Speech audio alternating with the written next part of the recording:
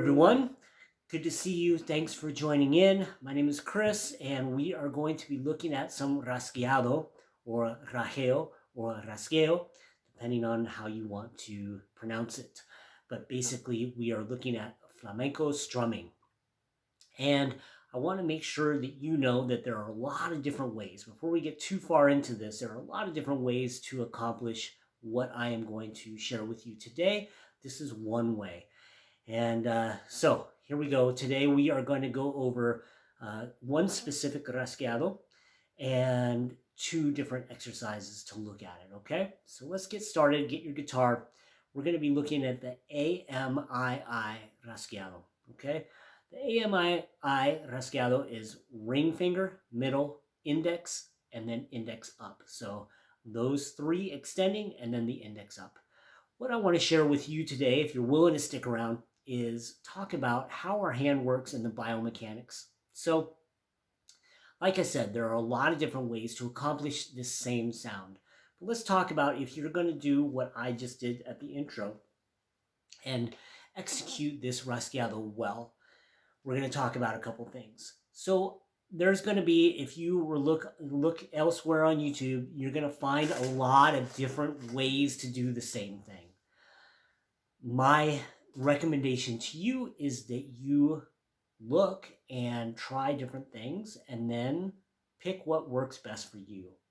Basically go by your ear, but I say that with caution in that if you're a beginner and your ear isn't trained, you don't really know what you're listening for. So stick around, listen to my explanation of all this, see if it makes sense, and then hopefully that will help guide you into understanding other people's way of doing it, and then you decide what you want to do. So first of all, we're going to talk about the placement of our thumb. So a lot of times in flamenco, we will place our thumb on the sixth string, the lowest string, okay? That's kind of our home base. This will affect how many strings you can get while you're strumming, extending these fingers. If my thumb is on the sixth string, it mutes that sixth string. So you have to take that in consideration. If it's a six string chord, do you really want to hear that low E string as part of that chord? Then you might want to move your thumb up onto the soundboard. I got to tell you, a lot of flamenco guitarists, when we play, we will just play, even though it's a six string chord, we will play five strings and leave our thumb there, okay? That being said, there are also plenty of flamenco guitarists. One big name that I can think of is Tomatito, and he will move his thumb. If it's a four string chord, he will put his thumb on the fifth string. If it's a three string chord, he'll put it on the fourth string. So he's moving his thumb compared to where he's doing the rasgueado, okay? That is an option. If that feels better for you right out of the gate, then you might want to consider it. I generally leave my thumb on that sixth string regardless of the chord, okay? Today we are going to be working with Tapado. We're going to be muting all the strings. So I'm going to share with you how to do that. You're going to lay your hand across the strings and no pressure. So you're going to see here maybe, I'm not pushing down on the strings at all. No pressure. Okay, that's how you create this sound. All right. So, like I mentioned, let's start. Let's start with our thumb here on that sixth string. I want you to make a fist. Now, here's the other variation. You'll hear lots of different ways of doing this. Right now, to build your strength, let's not have any curl. Let's not have any fingers loaded into the meat of your palm. Not like that, okay? There's also other ways that we can do that. We can even put it on our thumb. So that's all great, however you want to do it. However, for today, let's just kind of have them here and no actual holding of your fingers by anything mechanical, like meaning anything fixed, okay? We're actually going to hold it by holding our fingers in there, okay? So we're going to do that just for this. I'm not saying that you have to do your rasgueado like that, but there's going to be people saying that that's how you do it, that you do not do this and you do not do this, okay? Whatever, okay? Whatever you end up liking doing, but today we're going to focus on this. All right. So now let's actually, I know I told you to do this and now I started talking like this. I want you to hold your hand like this up, okay? Have your thumb out like this and have all fingers like this. I want you to notice that as you lift your pinky, you should feel tension in your other fingers. Try that, okay? You should feel tension in your other fingers. Your other fingers, especially your ring finger, wants to join it. So what I like to tell my students is your hand is a happy little family and they all want to do the same thing. They want to be together. They either want to all be closed or they want to all be open.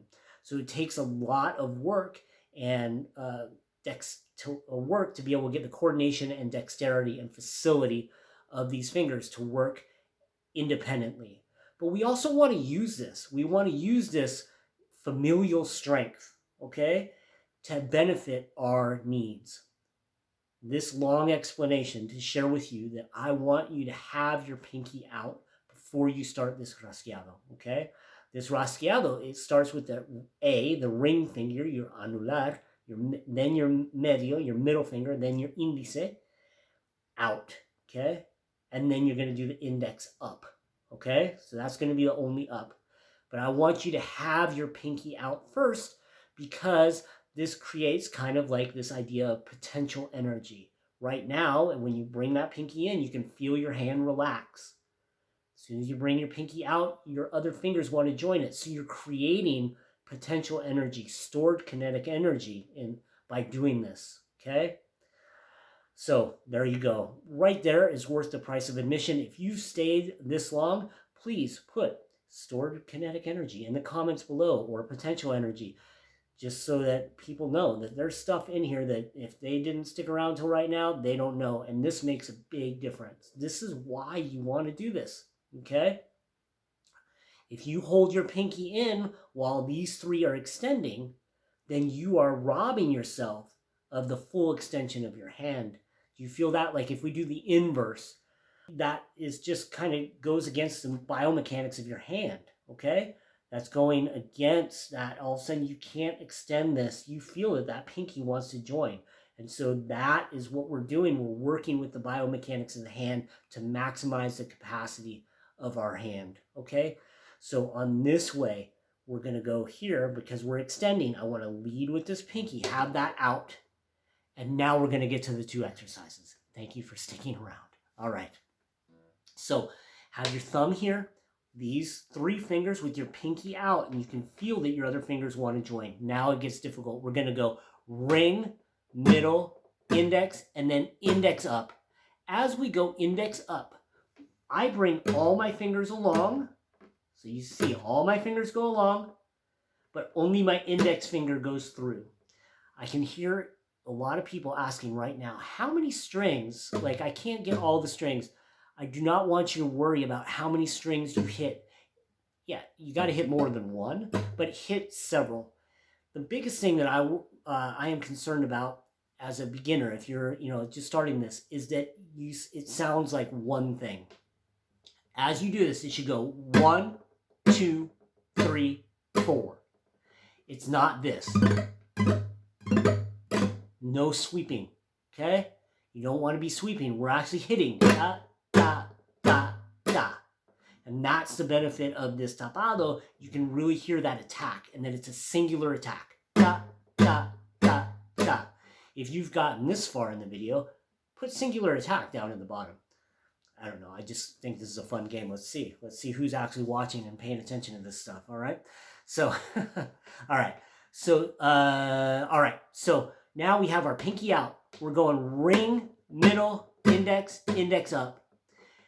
There I kind of stopped, but really I would have this out. And then you see that as I bring this up, my pinky comes out first and it's waiting. It's creating that stored kinetic injury, hopefully no injury, stored kinetic energy again for the repeat, okay?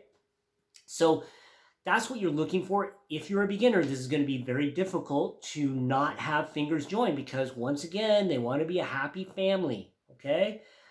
So we have to build our ability to have that independence, okay? So now that is just the biomechanics, talking about it. Let me know if you have any questions. We're going to go through 2 exercises, and I'm going to put the metronome at 100. The first exercise is at 8th notes, okay? So if this is too fast for you, don't do this, okay? So we're going to go 1 and 2 and 3 and 4 and, starting with ring, okay? So it's always going to be in AMII order. So AMII, AMII, AMII, AMII, AMII. Okay? So it's always in that order. 1 and 2 and 1 and 2 and 1 and 2 and 1 and 2 and 1 and 2 and 1 and 2 and.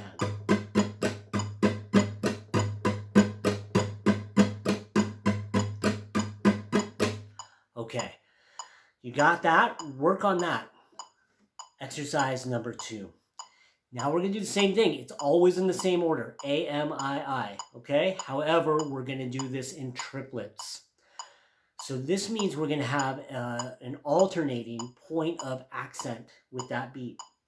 So if we say triplet, triplet, triplet, triplet, triplet, triplet, triplet, that's what we're going to be doing.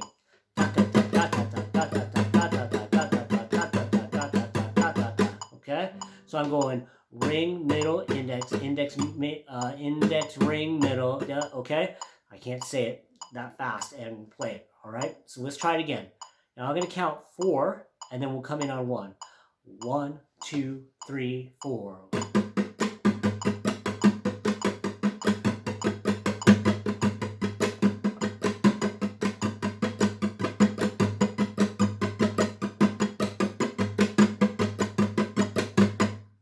All right. So there are our 2 exercises. A lot of explanation, but we need that explanation. Please review all of this. Anytime you see other Rasgueado work, always make sure that you're kind of following this idea of using the natural biomechanics of your hand to help facilitate your movement. That we want to maximize our abilities with our fingers, our playing on both hands, okay? So, if you like this, please give a like and please subscribe. I super appreciate you. Thanks for sticking in. If you're here for now 13 minutes of this lesson, yay you. I hope you really enjoyed this. Please like and subscribe. I do want to share with you that all my Patreon members, this video, like all my videos, are brought to you by my Patreon members. I super appreciate you all. Thank you so much. And so if you want to join, we got lots of cool stuff going on there. And if you join, you get over 100 lessons with tabs, plus lots of other cool stuff. So please consider joining. I also want to let you know that all the Patreon members are going to get this tab plus another bonus exercise on top of this. And then also, if you like this this work, I have a whole free ebook. So please get the free ebook. That's really huge. With I created this whole idea of this daily dozen, and I have the daily dozen with exercises. The daily dozen is a dozen exercises that you should be doing every day as an aspiring flamenco guitarist, with the techniques and an explanation. So please get that. The link will be down below, and let me know if you have any questions. We have the whole comment section below, but you can always email me with any questions. I also have some other great courses and stuff. If you want to look into that, they will really help you out in your journey. So feel free to contact me if you have any questions about that stuff. Thanks again. I hope you enjoyed this, and stay tuned for more. Like and subscribe, and I'll see you next time. Bye-bye.